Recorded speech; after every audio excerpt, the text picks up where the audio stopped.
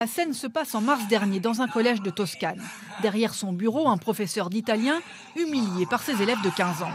Non mi faccia incazzare. Non mi faccia incazzare. Metta sei. Des insultes, les rires de la classe. Lei non ha capito nulla. Chi è che comanda? Chi è che comanda? Si ginocchi. Puis une agression physique. Cet autre adolescent, casque de moto sur la tête, défie son enseignant, apparemment tétanisé. Cette vidéo, filmée par un élève, a fait le tour des réseaux sociaux et ce n'est pas un cas unique. Ici, un élève jette une poubelle à la tête de son enseignant. En Vénétie, c'est un père de famille qui a frappé ce prof de maths, encore éprouvé.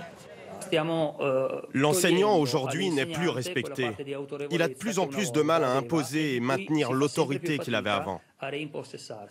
Pourquoi les enseignants italiens sont-ils parmi les plus maltraités au monde? Selon les syndicats, la génération réseaux sociaux née sous l'ère Berlusconi est particulièrement en manque de repères. Sous l'ère Berlusconi, on disait que la culture, ça ne fait pas manger. L'idée, c'était que l'école prépare au monde du travail, pas à devenir un bon citoyen avec des valeurs morales et culturelles. Des images et des comportements qui préoccupent aussi les parents. Selon cette association, l'explication est à trouver dans l'évolution de la société italienne.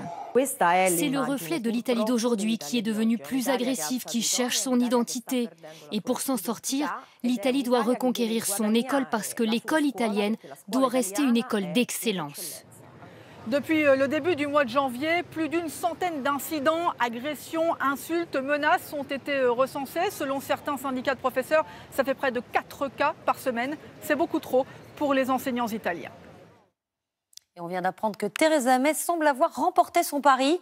La première ministre britannique vient d'annoncer que son gouvernement soutenait le projet d'accord sur le Brexit qui prévoit de maintenir la Grande-Bretagne dans une union douanière avec l'Union européenne et ce au moins jusqu'en juillet 2020. Le bilan des